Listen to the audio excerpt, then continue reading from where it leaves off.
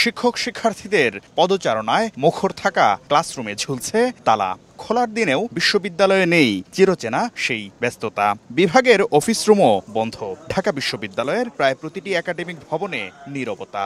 বন্ধ কেন্দ্রীয় লাইব্রেরিও।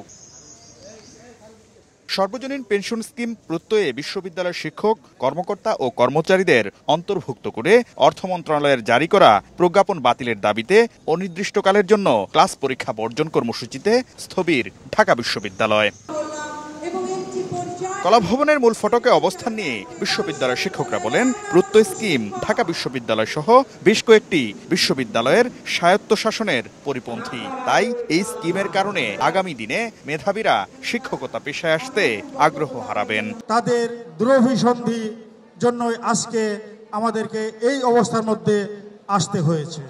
দলমত নির্বিশেষে সব শিক্ষকরাই এই প্রজ্ঞাপন বাতিলের দাবি জানান। শিক্ষকরা বলেন, বিশ্ববিদ্যালয়গুলোতে অস্থিতিশীল পরিবেশ সৃষ্টি করতে এই প্রজ্ঞাপন জারি করা হয়েছে। এখন জন্ম সনদ দিয়ে খোলো বিকাশ স্টুডেন্ট অ্যাকাউন্ট। নিজের বিকাশ নিজে কর। এই আন্দোলন সরকারের বিরুদ্ধে নয়, এই আন্দোলন বঙ্গবন্ধুর কন্যা জননেত্রী শেখ হাসিনার বিরুদ্ধে নয়। এই স্বায়ত্তশাসন রক্ষার জন্য যে অপচেষ্টা ভেতরে হয়েছে, আজকে যদি এই প্রজ্ঞাপন মেনে না হয়, ভবিষ্যতে ঢাকা বিশ্ববিদ্যালয় সহ সব পাবলিক বিশ্ববিদ্যালয়কে সরকারের অধিদপ্তরে পরিণত করবে। আমার যে সন্তানটি যখন 1 জুলাই যোগদান করবে একই বিভাগে, তাহলে একই রাষ্ট্র, একই প্রতিষ্ঠান, একই বিভাগ, একই পোস্ট, একই পদ, তাহলে দুটো আইন চলে কি করে?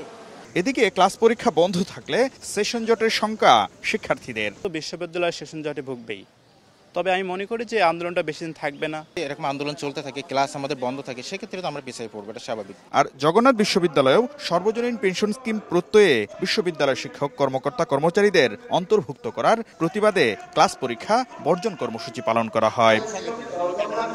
শাকির আহমেদ, সময় সংবাদ, ঢাকা।